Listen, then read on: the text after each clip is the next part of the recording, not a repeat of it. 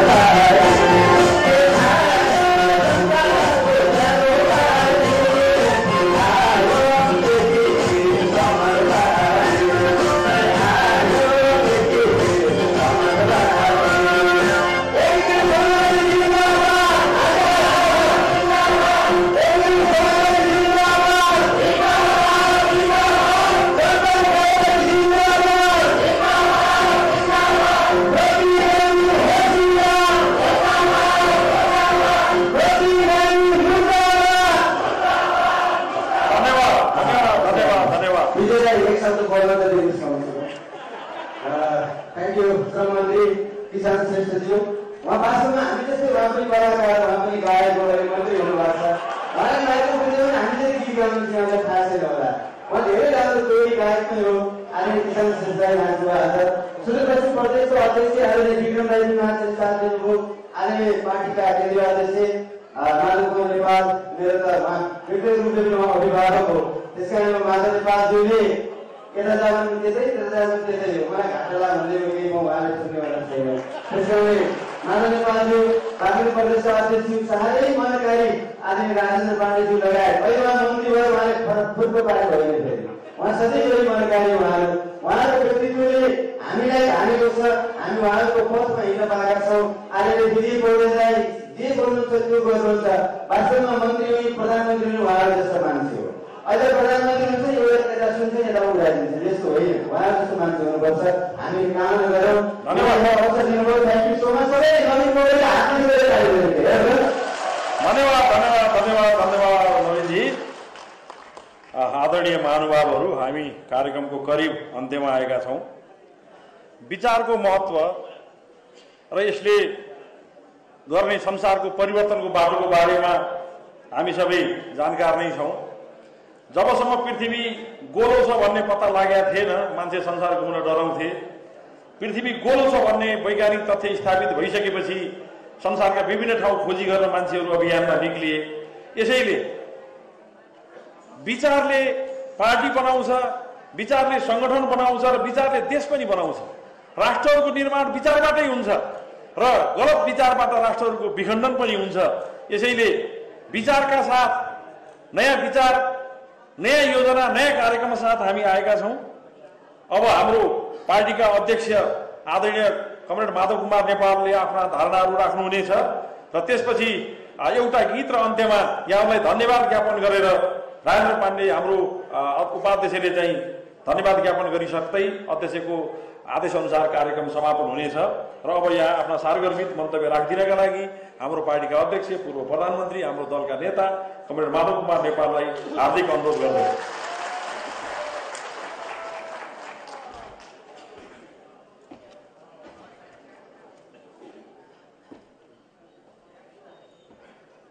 आजको यस एकता घोषणा कार्यक्रम नेपाल कम्युनिस्ट पार्टी एकीकृत समाजवादी र नेपाल कम्युनिस्ट पार्टी जनवादी दुईटा कम्युनिस्ट पार्टी बीचको आज एकता र महत्त्वपूर्ण एकता सम्पन्न हुन गइरहेको छ।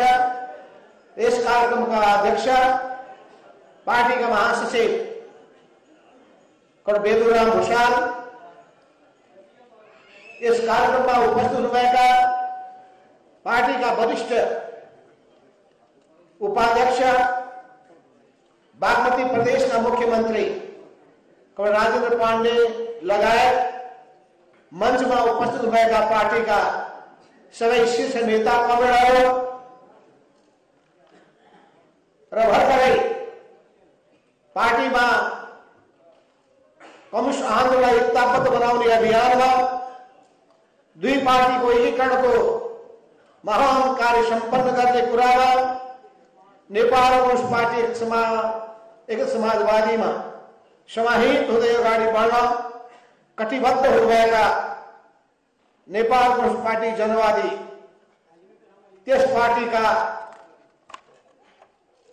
महासचिव लगायत सचिवालयका सदस्य र यहाँ उपस्थित हुनुभएका पोलिट ब्युरोका केन्द्रीय कमिटीका जनवर्गीय संगठनका प्रदेश कमिटीका जिल्ला कमिटीहरूका र विभिन्न त्यस संगठनसँग पार्टीमा आबद्ध हुनुभएका विभिन्न तहमा आबद्ध हुनुभएका सबै प्यारा कमरेडहरू र आजको मितिदेखि अब नेपाल कम्युनिस्ट पार्टी जनवादी यसले इतिहासमा एउटा भूमिका खेलेकोलाई उच्च मूल्याङ्कन गर्दै राम्रा कुराहरूलाई हामीले प्रशंसा गर्दै अब एउटा नयाँ अभियानको सहयात्रीको रूपमा अगाडि बढ्न जुन सङ्कल्प गर्नुभएको छ त्यसको निम्ति सबैभन्दा पहिले तत्कालीन पार्टी नेपाल कम्युनिस्ट पार्टी जनवादीका सबै केन्द्रीय नेता लगायत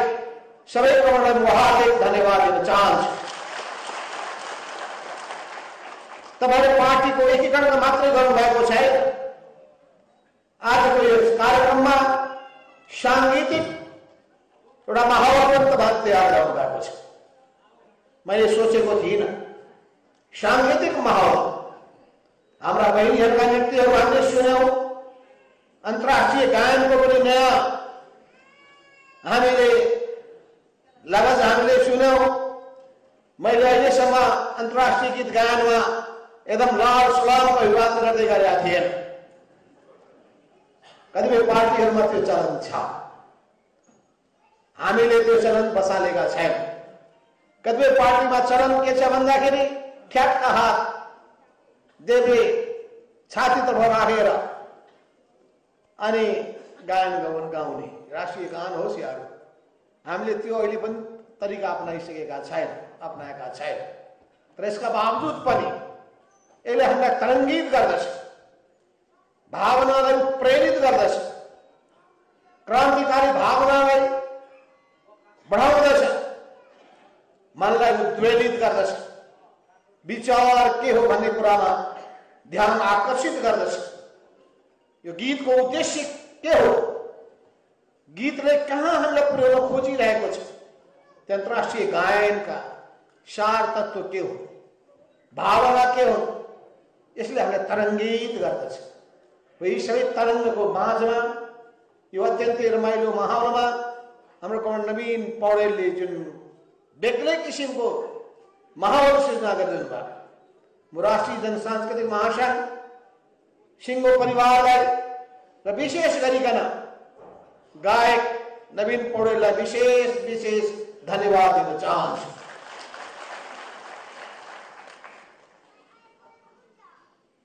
संगीतले राजनीतिको यात्रालाई पनि सहज बनाउँछ।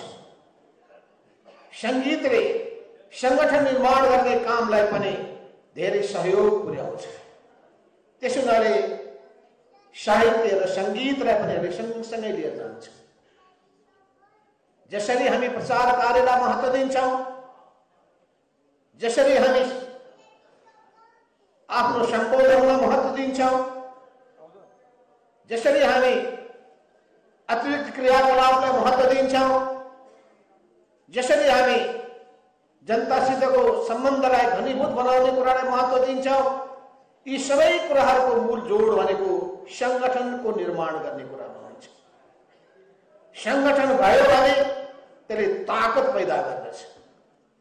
संगठन भएन भने तपाई एक्लै हुनु पर्छ। एक्लै भएको कुनै ताकत हुँदैन। एउटा यही हातका औँलालाई हेर्नुहोस्, एक्लो औँलो कमजोर हुन्छ। यी हातमा भएका 5वटा औँलाहरू एकताबद्ध भयो भने यसलाई मुट्ठी भन्दछन् र मुट्ठीमा ताकत हुन्छ, मुट्ठीमा संकल्प हुन्छ, मुट्ठीमा जस्तो सुकै चुनौतीको सामना गर्ने आँट पनि हुन्छ।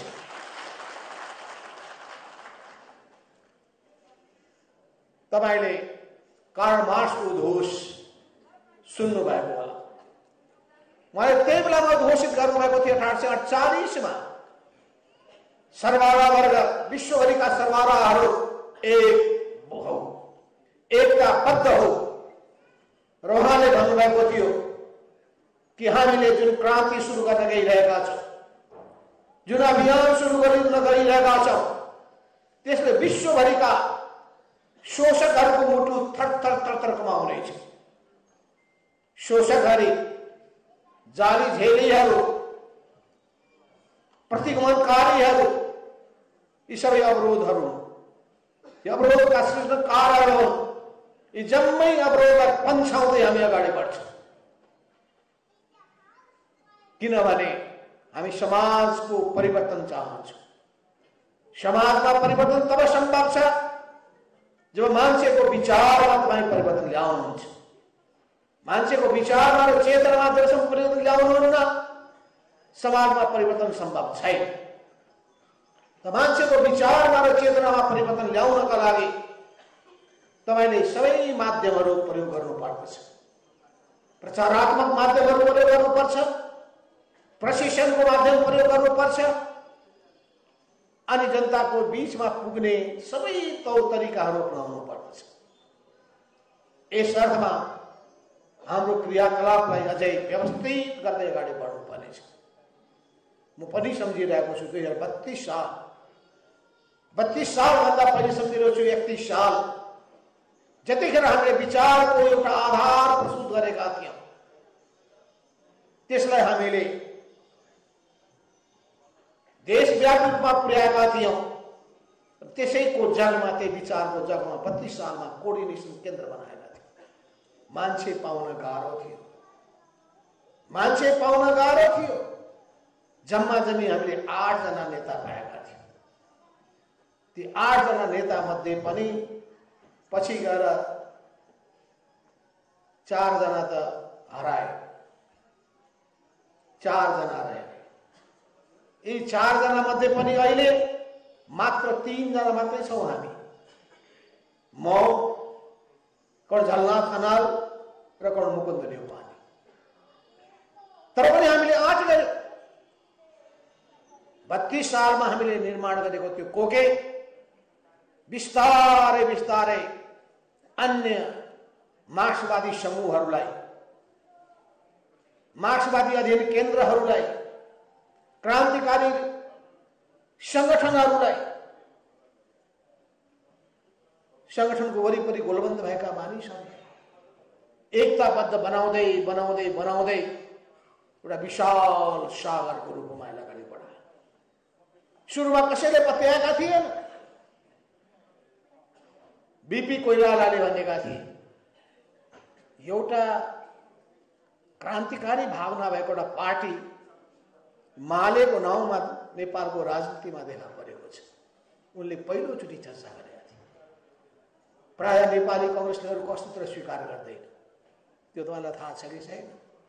सामान्यतया स्वीकारै गर्दैन र हामीमा पनि त्यो एउटा भावना पैदा भएको थियो, स्वीकार गर्दैन भने स्वीकार गर्ने स्थितिमा पुर्याएर छाड्छु र त्यो भावना हामीमा पैदा भइसकेपछि हामीले स्थिति यस्तो सृजना गरिदियौँ कि 46-47 को आन्दोलनको बेलामा नेपाली कांग्रेसले हामीसँग वार्ता गर्नुपर्ने स्थिति बन्यो।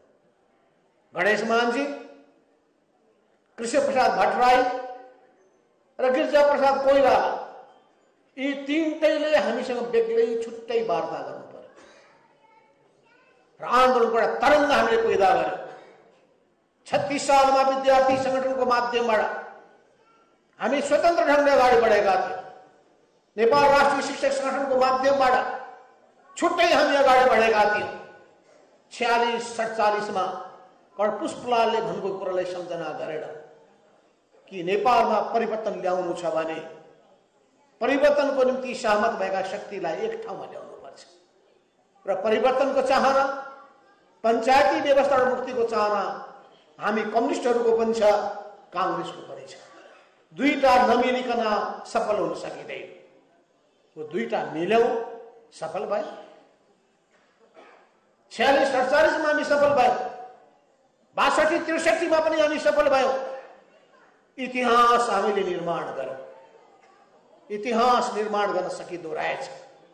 तर त्यसको निम्ति विचार ठिक हुनुपर्छ। विचार सही छ भने, उद्देश्य पवित्र छ भने, मनमा संकल्प छ भने, पार लगाउन सक्छु भने, आत्मविश्वास छ भने जस्तो सुकै चुनौतीको तपाईँ सामना गर्न सक्नुहुन्छ। त्यो चुनौतीको सामना गर्ने आँटले तपाईमा सामर्थ्य पैदा गर्छ। त्यो आँटले नै, सोचले नै शक्ति पैदा गर्छ र शक्तिले सामर्थ्य पैदा गर्छ र सामर्थ्यले गन्तव्यमा पुर्याइ छाड्दछ। त्यसो हुनाले हामी विश्व कम्युनिस्ट आन्दोलनको इतिहासलाई सशक्ति हेर्दछौँ। आज बिहान एउटा कुरा भएको थियो, केही कमरेडहरू एमाले छोडेर फेरि एक समाजवादीमा आउनको लागि कुरा गर्न आउनुभएको अनि उहाँले चिन्ता जाहेर गर्दै हुनुहुन्थ्यो, कतै यो एक समाजवादी पनि उही केपी ओली प्रवृत्तिको शिकार त हुने होइन, उस्तै त हुने होइन, के कुरामा भिन्न होला भनेर उहाँले कुरा उठाउनु। र अहिले भर्खरै हामीले सुन्यौं कमरेड डीएस महाता कमरेडले बहुत राम्रो ढङ्गले आफ्नो कुरालाई संश्लेषित रूपमा, निचोडको रूपमा उहाँले सार्नुभयो तीनटा विषयले। मूल कुरा के हो भने इमानदारिता। इमानदारिता, निष्ठा र समर्पण। इमानदारिता छ भने, निष्ठा छ भने, समर्पण छ भने तपाईले जनताको विश्वास जित्न सक्नुहुन्छ। मान्छे त्यही निष्ठाबाट विचलित हुने गर्दछ। त्यही मानिसहरूमा इमानदारिता हराएर जानु रहेछ। त्यही मानिसमा समर्पित हुने भावना समाप्त हुँदो रहेछ। ऊ व्यक्तिवादको शिकार हुन्छ, म भन्ने सोच्न थाल्छ अनि मबाट कहाँ आउँछ? बा भन्ने आउँछ। त्यो म नै बा हो। हामी त्यो त्यस्ता प्रवृत्तिका विरोधी हौं। यस अर्थमा इमानदारिता, निष्ठा र समर्पणको भावनाका साथ अगाडि बढ्न सक्ने हो भने, त्यसको निम्ति सही विचार लिएर अगाडि बढ्ने हो भने, समयको माग के हो भन्ने कुरालाई बुझ्ने हो भने, जनचाहना के हो भन्ने कुरालाई बुझ्ने हो भने, हाम्रो समाजको विशेषता के हो भन्ने कुरालाई बुझ्ने हो भने, समाजलाई परिवर्तन गर्ने कुन बाटो सही हुन्छ भन्ने कुरालाई ठम्ब्याउन सक्ने हो भने तपाईं सही ढङ्गले अघि बढ्न सक्नुहुन्छ। त्यसपछि तपाईमा राम्रो संस्कार हुनुपर्छ। जनतालाई माया गर्ने, जनताको दुःखमा सहभागी हुने, जनताको पीडालाई आफ्नो पीडा ठान्ने र जनताको पीडा के छ। मैले हिजो पनि प्रधानमन्त्री शेरबहादुर देउवालाई भेट्दाखेरि मैले भनेको थिएँ, हामी अरू सरकारभन्दा भिन्न हुनु पर्यो प्रधानमन्त्रीज्यू। अहिलेसम्म सरकार सञ्चालनमा कहाँ त्रुटि भए खोज्नु पर्यो, ती त्रुटि कमजोरीलाई कसरी हटाउने त्यो सोच हुनु पर्यो। देश विकासका निम्ति कुन कुन परियोजनाहरूले प्राथमिकता पाउनुपर्ने हो, प्रष्ट सोच हुनु पर्यो, उपयुक्त नीति अवलम्बन गर्नु पर्यो। त्यसको निम्ति विज्ञहरूको सहयोग लिनुहोस्, बुद्धिजीवीहरूको सहयोग लिनुहोस्, अनुभवीहरूको सहयोग लिनुहोस् भन्दाखेरि उहाँले भन्नुभयो, है तपाईँ नै अगाडि सर्नुहोस् न भन्नुभयो। ठिक छ, म त अगाडि सर्छु नि, किनभने म टुलु हेरेर बस्ने मान्छे होइन।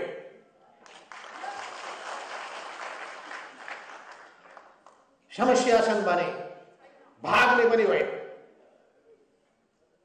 अवश्य पनि समस्याको समाधान गर्दाखेरि धेरै विचार पुर्याउनुपर्ने आवश्यकता पर्छ। अहिले हाम्रो समाजलाई परिवर्तन गर्नु छ, समाजवादको दिशामा लानुपर्ने छ।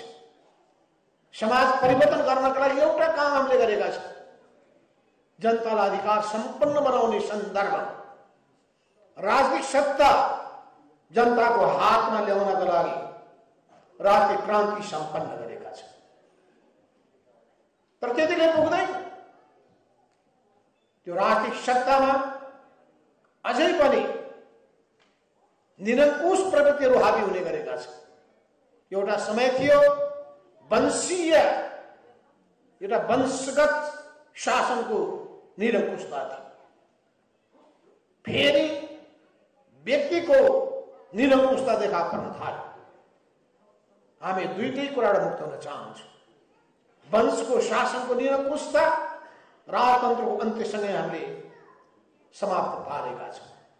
तर यो व्यक्तिको निरङ्कुशता, जुन व्यक्तिको कारणले तानाशाहहरू जन्मिन्छ, यी तानाशाहहरू जन्मिसकेपछि प्राप्त भएका जम्मै उपलब्धिहरू समाप्त हुने खतरा हुने गर्दछ। र त्यसको निम्ति यो पार्टी हुँदो रहेनछ, यो विचार त्यो विचार हुँदो रहेनछ। विचारको भर्याङ चढेर, पार्टीको भर्याङ चढेर माथि उक्लिँदा रहेछन् र त्यो पार्टी र विचारलाई दत्याइदिँदा रहेछ, कब्जा गर्दा रहेछन्, स्वार्थको साधन बनाउन खोज्दा रहेछ। त्यस्ता उहाँले त्यस्ता प्रवृत्तिका विरुद्धमा जुझ्न तयार हुनुपर्छ। जनमतबाट हिटलर आएका होइन, समाजवादी पार्टीको नाममा हिटलर उदाएका होइन, समाजवादकै झण्डा बोकेका थिए त उनले। तर यो संसारको सबभन्दा क्रूर तानाशाहको रूपमा देखा परे, उनको पतन भयो। अरू त के हो, अरूको त के हैसियत छ? आँट गर्नुपर्छ। हामीले आँट गर्यौँ र हामीले आँट गरेर कम्युनिस्ट आन्दोलनमा विद्रोह गरेको राको बारेमा हामीले त्यही पार्टी निर्माण गरेका थियौँ, नेकपा एमाले। 35 सालमा माले, 47 सालमा एमाले, र त्यही एमाले पार्टी जब केपी ओलीले कब्जा गरिसकेपछि त्यसबाट विद्रोह गरेर विद्रोही धारलाई अगाडि बढाएर एउटा नयाँ कम्युनिस्ट पार्टीलाई हामीले उभ्याउनु पर्ने भयो। नेपाल कम्युनिस्ट पार्टी, एक समाजवादीको हामीले स्थापना गर्यौँ।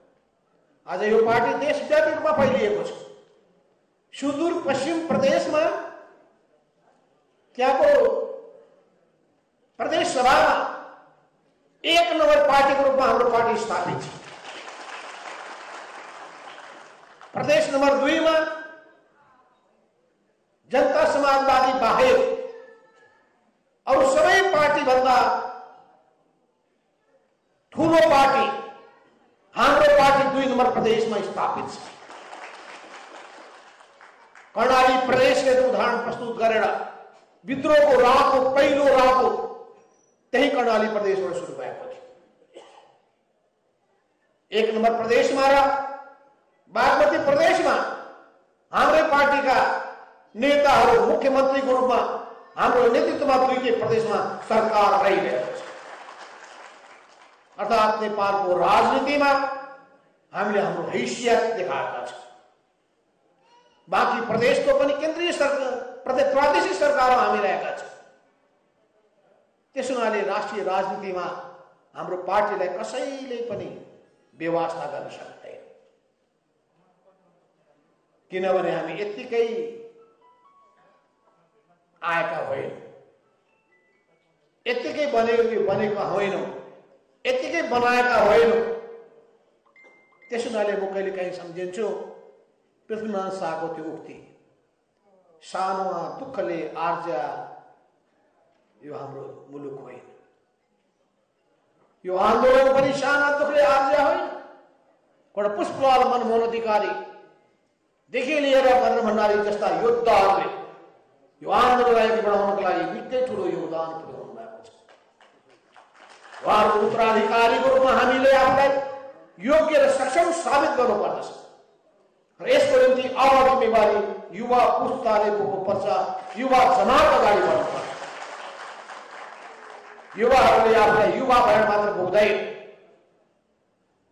योग्य र सक्षम देखाउन सक्नुपर्छ, असल बानी व्यवहारले युक्त हुन सक्नुपर्छ, गुण राम्रो हुनु पर्यो, क्षमता बढाउनु पर्यो, सक्रियता बढाउनु पर्यो र सबैको विश्वास जित्न सक्नु पर्यो। तपाईमा सृजनात्मकता हुनु पर्यो र कसरी विभिन्न क्षेत्रका जिम्मेवारीहरू कुशलताका साथ पूरा गर्न सकिन्छ त्यसको निम्ति अनुभव हासिल गर्नु पर्यो, सिक्न तयार हुनु पर्यो, अहंकारबाट मुक्त हुनु पर्यो। अहंकारबाट मुक्त हुनु भएन भने, विकृतिबाट मुक्त हुनु भएन भने, विसङ्गतिबाट मुक्त हुनु भएन भने, भ्रष्ट प्रवृत्तिबाट मुक्त हुनु भएन भने अगाडि बढ्न सक्नुहुन्न। त्यसमाले केही निश्चित गुणहरू हुन्छ, ती गुणहरूलाई ग्रहण गर्न सक्नुपर्छ, संकल्प गर्नुपर्छ। म फोहोरको खाडलमा जाकिन्न, म नराम्रो संगतमा पर्दैन, संकल्प आफूले गर्नु। त्यो तपाईले संकल्प गर्नुभयो भने, शपथ लिनुभयो भने सकिन्छ, नसकिने कुरा केही पनि छैन। त्यसैले सिङ्गो देशलाई डोर्याउनु छ हामीले, समाजलाई डोर्याउनु छ हामीले र समाजलाई डोर्याउनका लागि हामीले सही विचार दिनुपर्छ। अहिले हामी समाजवादको यात्रामा अगाडि बढ्न चाहिरहेका छौँ। नेपाली विशेषताको समाजवाद के हुनेछ त्यसमा हामीले गम्भीर विचार मन्थन गर्नुपर्ने आवश्यकता छ। विडम्बना के छ अझै पनि अहिले हाम्रो देशको विडम्बना कस्तो छ भने, अस्ति मात्रै मैले एउटा तथ्याङ्क पढेको थिएँ, मैले हेरेका थिएँ। तथ्याङ्क कस्तो छ भने नेपालमा तरकारीको बारेमा मैले पढेँ, हेर्नुहोस् दैनिक 6 करोड रुपियाँको तरकारी नेपालमा आयात हुँदो रहेछ। दैनिक 6 करोड रुपियाँको तरकारी नेपालमा आयात हुँदो रहेछ र साउनदेखि मङ्सिरसम्ममा 8 अरब 59 करोड रुपियाँको तरकारी आयात भएको छ। भन्नुहोस् यत्रो ठुलो आम्दानी नेपाली किसानले प्राप्त गर्न सक्दैन थिए? त्यो पैसा नेपालमा हुने थिएन? किसानहरूको घर घरमा परिवारको आम्दानी बढाउन सक्ने थिएन? परिवारलाई चाहिँ राम्रो ढङ्गले सञ्चालन गर्नलाई पनि सहयोग पुर्याउने थिएन? तर हाम्रो ध्यान गइरहेको छैन। यो त एउटा कुरा मात्रै भने तरकारी फलफुलदेखि लिएर अनेक चिजहरूसँग अहिले पनि हामी जुन हाम्रै देशमा उत्पादन गर्न सक्छ भनेपछि कहाँ हामी चुकिरहेका छौँ? के चिजमा हामी चुकिरहेका छौँ? यी सबै कुराको बारेमा गम्भीर रूपमा हामीले चिन्तन गर्नुपर्ने आवश्यकता छ।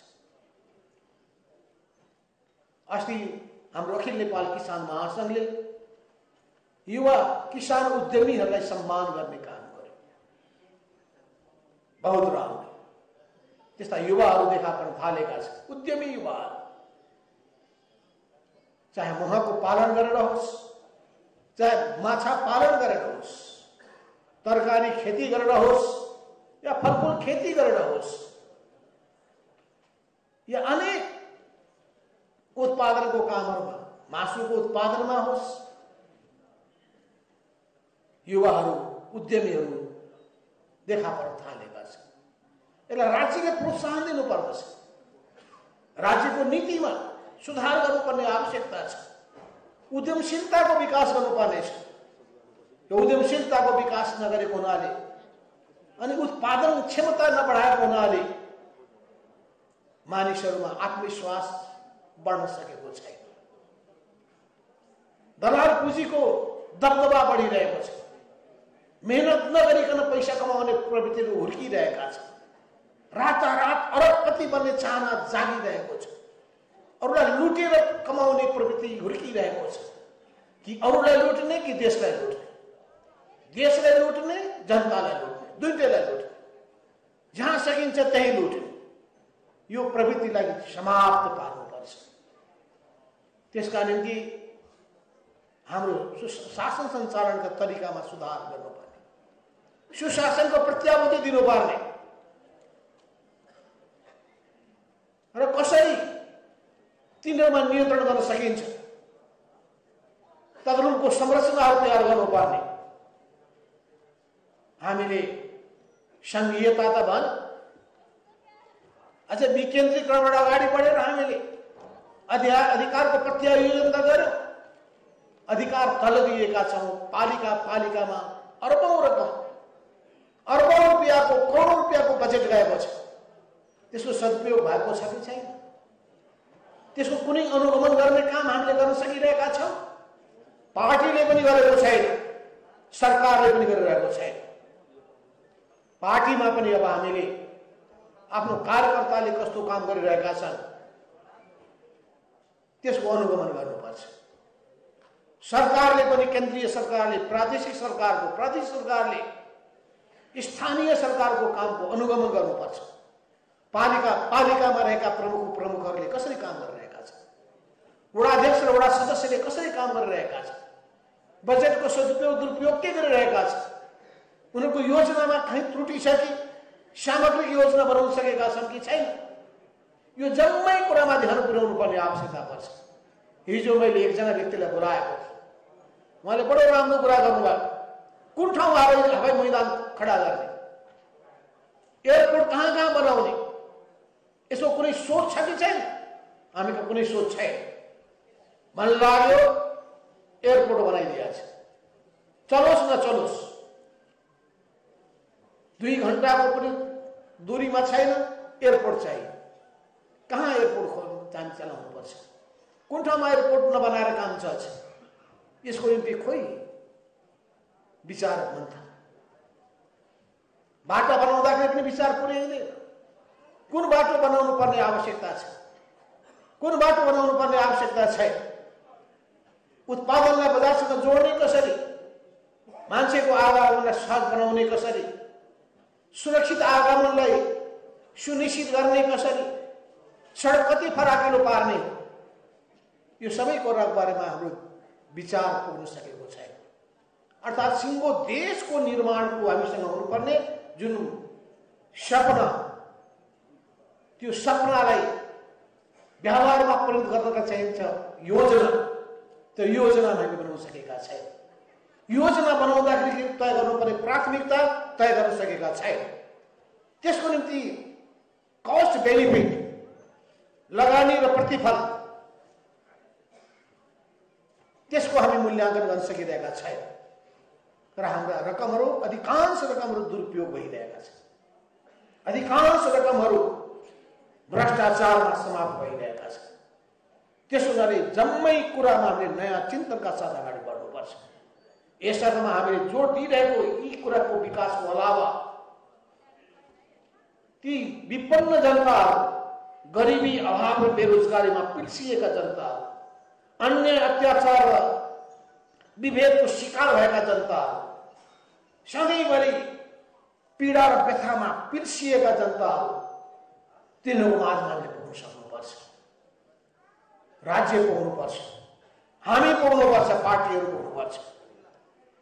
राज्यमा छौँ, त्यसको सदुपयोग गरेर उनीहरूको समस्यालाई सम्बोधन गर्नुपर्छ। सरकारमा हाम्रो पहुँच कमजोर छ भने आवाज बुलन्द गरेर गर्नुपर्छ। सत्तामा हुने बित्तिकै हामीले जनताको आवाज बुलन्द गर्न नपाउने भन्ने कुरा हुँदैन। धनसाधन गरेर को नजाने। हिजो मेरो कुरा भएको थियो नेकपा विप्लव समूहका केही नेताहरूसँग। मैले भने तपाईहरुको विचार र चिन्तनमा परिवर्तनको खाँचो छ। तपाईहरुलाई लागिरहेको छ कि एक ढंगले चल्दाखेरि फाइदा हुन्छ, नेपालमा क्रान्ति अगाडि बढ्छ। मैले संसारका धेरै पार्टीहरूसँग व्यवहार गरेका छु, चाहे त्यो ल्याटिन अमेरिका होस् या अफ्रिका, युरोप होस् या ओशियनिया, कम्युनिस्ट पार्टी होस् या सेन्ट्रिस्ट पार्टीहरू, सोशलिस्ट पार्टी होस् या लिबरल पार्टीहरू। मुख्य कुरा के हो भने राम्रा काम जसले पनि गर्छ भने त्यो राम्रो कामलाई हामीले ग्रहण गर्नुपर्छ। कम्युनिस्ट पार्टीको नाममा नराम्रो काम छ भने त्यसलाई हामीले अस्वीकार गर्नुपर्छ, राम्रा कुरालाई ग्रहण गर्नु। तर सबैभन्दा सही ढंगले जान सक्ने भनेको कम्युनिस्टहरू नै हो। कम्युनिस्टहरूमा, समाजवादीहरूमा र पुँजीवादीमा रहेको मूल भिन्नता के हो भने समाजवादीहरूको निम्ति जनता केन्द्रबिन्दुमा हुन्छ, पुँजीवादीहरूको निम्ति मुनाफा केन्द्रबिन्दुमा हुन्छ। यो मूल अन्तर छ दुईटा। हामी जनता र जनतालाई मात्रै केन्द्रबिन्दुमा राख्छौँ। पुँजीवादीहरू मुनाफा र पैसालाई मात्रै केन्द्रबिन्दुमा राख्छौँ। हामी मुनाफा र पैसा होइन। मुनाफा र पैसाको निम्ति जनताको ज्यान तयार हुन्छ। अस्पताल सञ्चालन गर्ने कुरामा होस् या अरू जुनसुकै काम गर्ने कुरामा होस्, उनीहरूलाई जनताको ज्यान प्यारो हुँदैन। हाम्रो निम्ति जनताको ज्यान प्यारो हुन्छ। त्यसो हुनाले मान्छेले कम्युनिस्ट पार्टीलाई मन पराएन र हामी कम्युनिस्ट पार्टी जो मार्क्सवाद लेनिनवादबाट निर्देशित तर सँगसँगै प्रतिस्पर्धाको राजनीतिबाट अगाडि बढ्न चाहन्छौँ। विचारमा श्रेष्ठता, काममा श्रेष्ठता, नीतिमा श्रेष्ठता, व्यवहारमा श्रेष्ठता, आचरणमा श्रेष्ठता, जम्मै ठाउँको प्रतिस्पर्धामा श्रेष्ठ साबित भएर हामी जनताको मन र विश्वास जित्न चाहन्छौँ।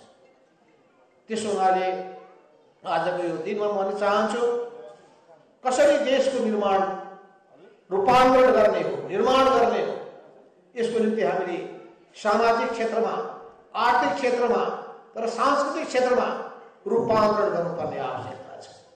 यी तीनटै क्षेत्रमा रूपान्तरणको निम्ति हाम्रा सोच, हाम्रा धारणाहरू यसलाई मूर्त रूपमा अगाडि सार्नुपर्छ र जनतामा चेतना र जाड पैदा गर्नका लागि हामीले के अभियान सुरु गर्नुपर्छ। जनचेतना अभियान, जनचेतना, जनजागरण अभियान। यसले गर्दाखेरि जनतामाथि हुने गरेको, महिलामाथि हुने गरेको हिंसा, अस्ति मैले एउटा रिपोर्ट पढेको थिएँ भक्तपुरमा।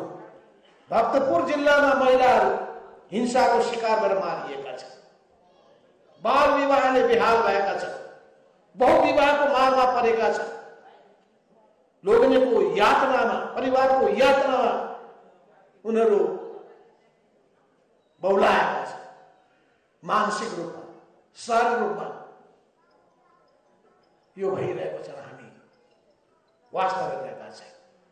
त्यसो हाम्रो पार्टी जनताको बीचमा पुग्नेछ, जनताको पीर मार्कालाई सम्बोधन गर्नेछ, अत्याचारीका रूपमा आवाज बुलन्द गर्नेछ, तिनीलाई दण्डित गर्नको लागि अगाडि बढ्नेछ। शासन सत्तामा पुगिसकेपछि त्यसको शासन सत्ताको सदुपयोग गर्दै समाजको परिवर्तन गर्नको लागि, देशको विकास गर्नको लागि, जनताको हित र कल्याण गर्नको लागि, जनतालाई सुखी बनाउनका लागि, समाजलाई समृद्ध बनाउनका लागि पर्नेछ। हो यही उद्देश्यका साथ हामीले यो अभियान सुरु गरेका छौँ। यो अभियानले नयाँपन दिनुपर्दछ, यो आकर्षणको केन्द्र बन्नुपर्दछ। नयाँ नयाँ विचार, धारणा, सोच राखेर हामीले जनताको विश्वास जित्न सक्नुपर्दछ। यस अभियानमा हाम्रा कमरेडहरू नेपाल कम्युनिस्ट पार्टी जनवादीका कमरेड जसरी बडो सबै कुरालाई विचार र विश्लेषण गरेर यो पुरै अभियानलाई एकताबद्ध बनाउनलाई आउनुभएको छ। उहाँलाई म फेरि पनि हार्दिक स्वागत गर्न चाहन्छु। तर सबै साथीहरू जति पनि तत्कालीन केन्द्रीय कमिटीमा बसेकाहरू, प्रदेश कमिटीमा बसेकाहरू, जिल्ला कमिटीमा बसेकाहरू, जनवर्गीय संगठनमा रहेकाहरू जति संगठित छन् ती 100,000औं संख्यामा सङ्गठित भएको यहाँ नाम लिस्ट आएको छ। यहाँ मसँगको कागजमा यो सबै लिस्ट आएको छ। प्रत्येक जिल्लामा कति संगठित छन्, प्रत्येक प्रदेशमा कति संगठित छन्, प्रत्येक जनवर्गीय संगठनमा कति संगठित छन्। ती सबै संगठित भएका व्यक्तिहरूलाई कोही पनि संगठनमा आबद्ध हुनबाट नछुटुन्, ध्यान दिनु होला। आफ्नो आफ्नो योग्यता, क्षमता, कामको आधारमा, काम छैन भने, योग्यता छैन भने त्यही आधारमा चाहिँ आफूलाई जहाँ योग्यता पुग्छ त्यही बस्नुपर्छ। किनभने चाहना र आकांक्षा ठुलो गरेर हुँदैन, दायित्व पुरा गर्न सक्नुपर्छ, खुबी र क्षमता हासिल गर्नुपर्छ, अनुभव पनि बटुल्नुपर्छ। ये तीनटै कुरा चाहिन्छ। अनुभव भएन, एकैचोटि म गर्न सक्छु भन्ने ठानेर पत्य हुँदैन। काम गर्नुभयो भने काम र व्यवहारको आधारमा नपत्याएर उपाय पनि छ। त्यस हुनाले आफ्नो खुबी र क्षमता प्रदर्शन गर्नुहोस्, अगाडि बढ्नुहोस्। संगठनलाई क्रियाशील बनाउने काममा अरू छैनन् भने जो छैनन् पन्छिन्छन्, जो अगाडि बढ्न सक्छन् अगाडि बढ्छन्। कसैलाई पर्खेर बस्नेवाला छैन। त्यसो हामी कसैलाई पर्खेर बस्ने पनि होइन। तपाईहरु पनि कसैलाई पर्खेर नबस्नुहोस्, कि अगाडि बढ्नुहोस्, बाटोमा अगाडि बढ्नुहोस् र कसैले बाटो छोड्दैन भने उसलाई पन्छाउँदै अगाडि बढ्नुहोस्। त्यसैले मैले भनेको छु कि अगाडि बढ्नुहोस् कि बाटो छोड्नुहोस्। मैले भने म नगरेर कार्यक्रम नगर्नुहोस्, काम गर्नुहोस्। यो भोलि भोलि भोलि भोलि म सुन्नै चाहन्छु। आज आज आज अहिले अहिले अहिले यो भोलि भोलि भन्दाखेरि देश बिग्रिसकेको छ। अब देशलाई आज चाहिएको छ, देशलाई अहिले चाहिएको छ। हामीलाई परिवर्तन छिटो भन्दा छिटो परिवर्तनलाई साकार पार्नुपर्ने छ। त्यसो हुनाले अरूलाई पनि गोलबन्द गरौँ, अरू पार्टीलाई पनि आबद्ध गरौँ, अरू व्यक्तिहरूलाई पनि भ्रमणमुक्त गरौँ, अरूलाई पनि हामी सही कुरा बताएर एकताबद्ध बनाएर सिङ्गो कम्युनिस्ट आन्दोलनको एउटा मूल शक्तिको रूपमा आफूलाई उभ्याउँ। अरू कम्युनिस्ट पार्टीलाई र वामपन्थी शक्तिलाई पनि एकताबद्ध बनाउँदै हामी अगाडि बढौँ। हामी गर्न सक्छौँ, किनभने हामीले गर्दै आएका छौँ, सफल हुँदै आएका छौँ, फेरि पनि गर्नेछौँ। किनभने हामीमा आँट छ, सङ्कल्प छ, भावना छ, चाहना छ र त्यो शक्ति सामर्थ्य पनि छ, त्यो हैसियत पनि छ, त्यो विश्वास आर्जन गरेको अवस्था पनि विद्यमान छ। त्यसो हुनाले हामी सक्छौँ, हामी जित्छौँ, हामी जित्छौँ एक दिन भन्ने जुन गीत छ राष्ट्रिय गीत, त्यसले बताएको छ कि हामी जित्छौँ एक दिन, हामी जिती छाड्नेछौँ। त्यसो हुनाले यो अभियानलाई निरन्तर रूपमा अघि बढाएर लानका लागि म सबैकोलाई हातेमालो गर्दै एकताबद्ध गर्दै अघि बढ्नका लागि